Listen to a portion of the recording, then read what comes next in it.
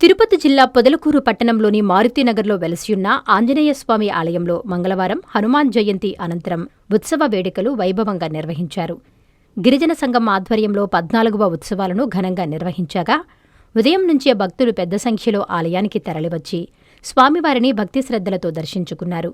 ప్రత్యేక అభిషేకాలు, ఆకుపూజలు, అర్చనలు నిర్వహించారు. ఆలయ ప్రాంగణం హనుమాన్ నామస్మరణతో మారుమ్రోగింది.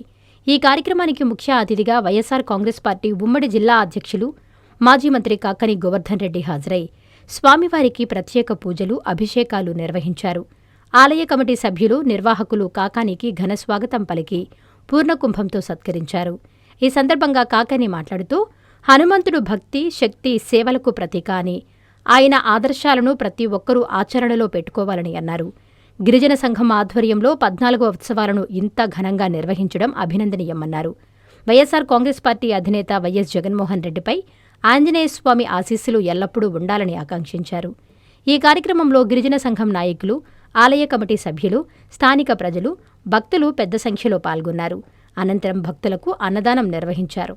చేయాలనేటువంటి ఒక పట్టుదల లక్ష్యంతో ఈరోజు పెద్ద ఎత్తున ఖర్చు చేసి ఈ కార్యక్రమాన్ని నిర్వహిస్తున్నందుకు గిరిజనులందరికీ, గిరిజన కుటుంబాలకి పేరు పేరున నా హృదయపూర్వకమైనటువంటి అభినందనలు తెలియజేస్తూ ఆ కుటుంబాల పట్ల ఆంజనేయ స్వామి ఆశీస్సులు, ఆంజనేయ స్వామికి సంబంధించినటువంటి ఆయన కృపా కటాక్షాలు ఎల్లవేళలా ఉండాలని చెప్పి నేను కోరుకుంటున్నాను.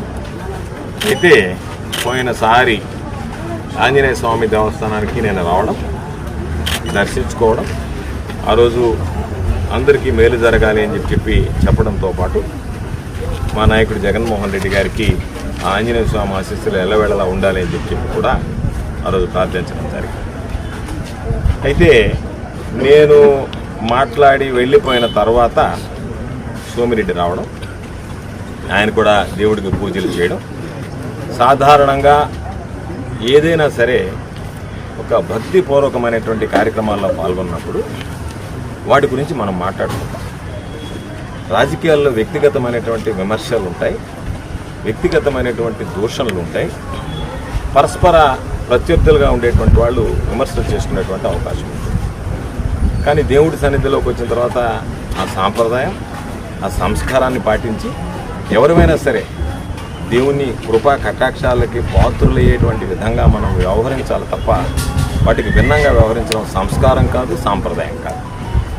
అయినా సరే వీటన్నిటినీ పక్కన పెట్టి ఆ రోజు బహుశా ఆయనకి జనం రాలేదని బాధేసిందో, ఆ రోజు 2 పోటీలు ప్రోగ్రాంలు పోటాపోటీకి జరిగాయి. మొదట నేను రావడం జరిగింది, ఆ తర్వాత ఆయన రావడం జరిగింది. జనాలు చాలామంది చెప్పారు, మీరు వచ్చినటువంటి జనాభాలో 10% కూడా రాలేదు ఆ రోజు.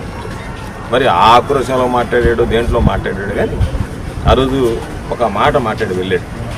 ఈ భూదందాకు సంబంధించి గోవర్ధన్ రెడ్డి గారికి మంచి బుద్ధి ప్రసాదించి ఆయన ఆధీనంలో ఉండేటువంటి భూములన్నీ పేదలకు పంచాలని చెప్పి నేను ఆంజనేయ స్వామిని కోరుకుంటున్నానని చెప్పి సెలవిచ్చాను. బహుశా నేను మరలా 2వ వస్తానని అనుకోలే. ఆంజనేయ స్వామి మళ్ళీ వాటికి సమాధానం చెప్పడానికి నన్ను పిలిపించినట్టుగా నేను భావిస్తున్నాను. లేకపోతే ఇప్పుడు 2 సార్లు ఉత్సవాల్లో పాల్గొన్నటువంటి పరిస్థితి లేదు, వచ్చినటువంటి పరిస్థితి లేదు. అయితే ఆయన మాట్లాడినటువంటి మాటలకు కట్టుబడి ఆంజనేయ స్వామి దగ్గరికి వచ్చాం కాబట్టి ఆంజనేయ స్వామి సన్నిధిలోనే కొన్ని విషయాలు ప్రజలకు తెలియజెప్పాలనేటువంటి ఆలోచన చేస్తాం. ఈరోజు మీరు చెప్పినటువంటి మాట ఏదో ఇక్కడ సర్వేపల్లి నియోజకవర్గానికి సంబంధించి అనేక మంది భూములు మాకు సంబంధించినటువంటి వాళ్ళు ఏదో ఆక్రమించారు, రకరకాలుగా మాట్లాడారు. నేను ఆంజనేయ స్వామి సన్నిధిలో నిలబడి మాట్లాడుతున్నా, ఎక్కడన్నా మా ప్రభుత్వంలో నేను శాసనసభ్యుడిగా, మంత్రిగా పనిచేసినటువంటి హయాం 1 సెంటు భూమి ఎవరి దగ్గరైనా అన్యాక్రాంతం చేయడం కానీ, ఎవరి దగ్గరైనా దానికి సంబంధించి నేను లాలుచిపడ్డం కానీ, ఇక్కడెక్కడో పాపం అంకేగౌడు మనవడు ఉన్నాడు, ఇంద్రసేన, దానికి సంబంధించి చెప్పాడు. ఇంద్రసేన గౌడుని బినామీగా పెట్టి ఆయన దగ్గర నుంచి ఒక సగం భూమి నేను కొట్టేయడానికి ప్లాన్ చేశాను. నీకు ధైర్యం ఉంటే ఇదే ఆంజనేయ స్వామి దేవస్థానం దగ్గర నేను నిలబడి మాట్లాడినట్టే, ఎందుకంటే ఆంజనేయ స్వామి దగ్గర ఎవరు అబద్ధాలు మాట్లాడినా ఎదురు వైపు చచ్చిపోతారు. కాబట్టి మాట్లాడేటప్పుడు ఆలోచించి మాట్లాడి, నేను అది ఆలోచించే మాట్లాడుతున్నా. నిలబడి ఎక్కడైనా కనీసం ఇవ్వడం, తీసుకోవడం పక్కన పెడితే అటువంటి ఆశించేటువంటి ఆలోచనైనా నాకు వచ్చిందా? ఆంజనేయ స్వామి ముందు నిలబడి చెప్తాను, నువ్వు సమాధానం చెప్పు.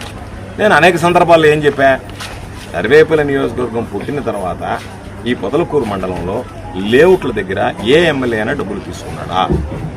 కాబట్టి నువ్వు ఇదే ఆంజనేయ స్వామి దగ్గర నిలబడి నేను కానీ నా కుటుంబం కానీ ఒక లేవుడి దగ్గర ₹1 తీసుకోలేదు పొదలకూరలో అని ప్రమాణం చేస్తావా? చెప్తావా? మాట చెప్తావా? ఒకటి.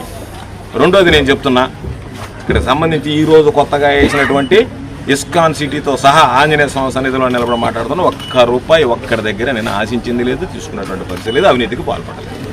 దాని మీద నిలబడి మెడికవర్ హాస్పిటల్స్ నెల్లూరు మిమ్మల్ని తిరిగి సాధారణ స్థితికి తీసుకురావడమే మా ధ్యేయం. అన్ని సదుపాయాలతో కూడిన ప్రత్యేకమైన రీహాబిలిటేషన్ వార్డ్, అందుబాటులో సేవలు ortho and neuro rehab, cardiac and pulmonary rehab, post operative rehab, post transplant rehab, sports injuries and trauma rehab, geriatric and paediatric rehab, cancer and palliative rehab. Medicover hospitals, Chintareddypalem cross roads, Nellore. Contact 040683344555.